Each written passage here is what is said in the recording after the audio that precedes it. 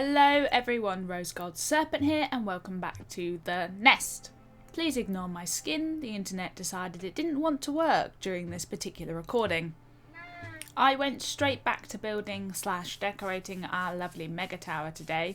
I wasn't feeling all that motivated about it, so it really was a struggle to get even a tiny bit of detail done. But I scoured Pinterest and tried to use that as inspiration for our lovely tower, not a rocket. Also, given how long this project is taking, and it's taking quite some time, and I desperately want to fight the Wither, I may end up doing some more off-screen work before we return to this project, as I want a fresh set of fully ramped up netherite armour before I even dare consider fighting the Wither. I stared at the tower for a while and decided to add some upside down stairs near to the top of the tower. I hoped it might add more dimension to this part of the tower, given how blank it currently is.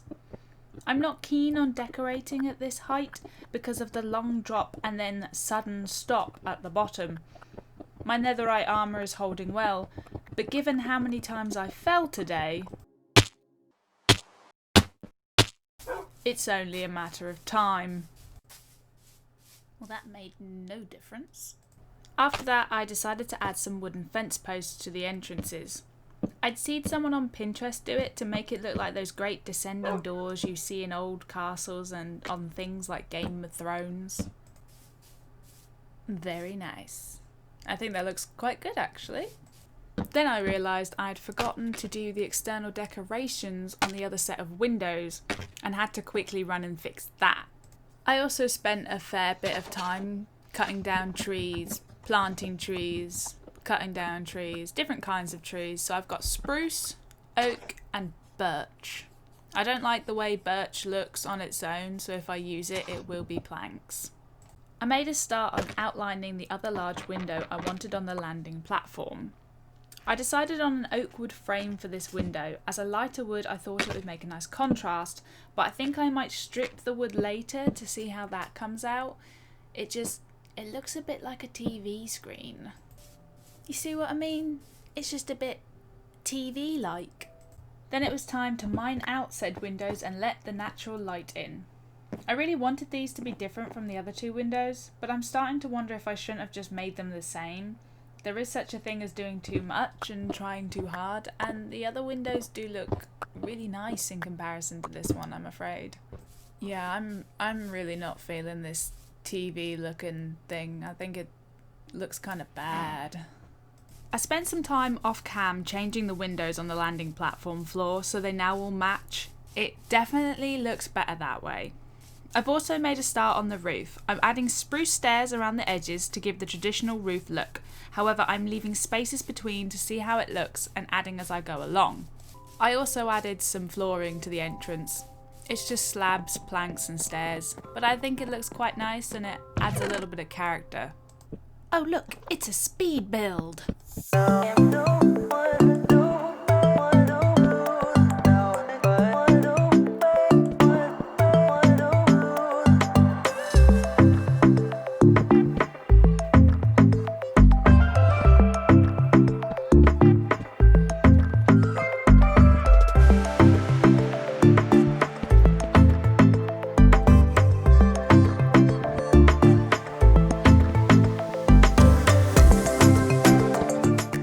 Here's how it's looking so far. I actually think the addition of the roof helps to make it look more like a tower and less like a rocket. Whilst I was atop my tower working on the roof, I got to look down on the abandoned village. I think I might turn it into a raid village. It's a small enough area to protect and it would keep my main villagers safe while still giving me the rewards of hero of the village. But that's a project for another day. With the stairs added, I think it looks quite good. But the gaps between look a little odd, so I'm going to put spruce trapdoors between them so it looks a bit more uniform. Other than that, I actually think it's really starting to look good. I'm a little unsure about the cascading wood on the outside at the moment, but you know what? I've committed. It took ages. I'm not changing it. The most awkward part of doing this was getting up to the top of the tower. It was really difficult because of how it's shaped. I also might have to lower this top bit down by one block. it just looks a little odd from the ground, sticking out the way it does, and I'm not a fan. The other main issue with this build is that it is something of a mob magnet, and it made getting down in the dark a little bit awkward. I really need to figure out a way to light it up in a way that doesn't look dumb. I then spent some time off screen getting the roof done and making it look complete. So I'm feeling like this build is coming along quite nicely. Unfortunately for all of you, I got distracted. So now we're turning this village into a raid village! As you can see, I've already made a start on putting a nice wall around this place. Unlike my main compound wall, which is only for practicality, I want this one to look enticing so illager patrols want to invade it. It's also a good way for me to practice a little bit of decorating. So I spent a little bit of time landscaping outside the wall and putting stone steps all the way around.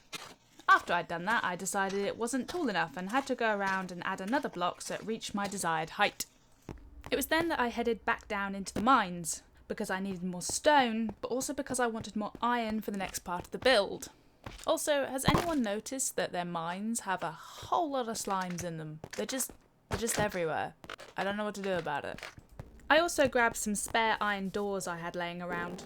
I'll have to take them down at some point when I need to move the villagers in, but it's good to know that I have them ready. My next plan was to create little equally spaced gaps between my stone brick columns. Once I had mined all the gaps out, I filled them with iron bars. It would grant me visibility but also wouldn't let any unwanted mobs through. It doesn't really matter to me too much if weapons can get through because any villagers here will be replaceable. It's sad, but it's the truth. Then it was time to get those bars in, have some jazzy music.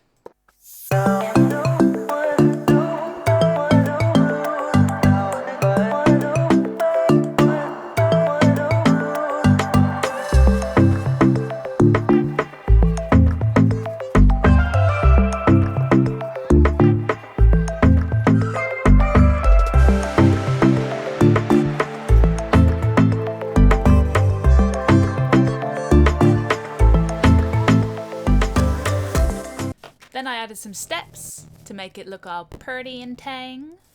And then one of my last tasks was to try and make it look kind of pretty at the entrance. After that, it was up to me to try and make it defensible. I wanted to be able to walk around the wall so I could look down at any raids gathered outside it. This way I wouldn't have to worry about falling outside the village when a raid was happening or worry about falling into the village and taking full damage either. It would be a win-win situation. I decided I would make this walkway with half slabs. Mobs can't spawn on them, so no raids would accidentally appear where they weren't wanted, and it'd be easy to see over the top of the wall. It was definitely a little bit awkward because parts of this village aren't on the same level and there are some steep drops in certain places, so I had to make almost stairs out of the slabs. But I was determined to get it done no matter what. I wanted it, I was going to do it, it was going to be brilliant. And then I was finished. And I decided I hated it. So next week I'm going to knock it all down. And when I say all of it, I mean the village too. Before we end this episode, we've got to do our subscriber shout out. This week's shout out is for Gary Cassidy. Thanks for being a great sub.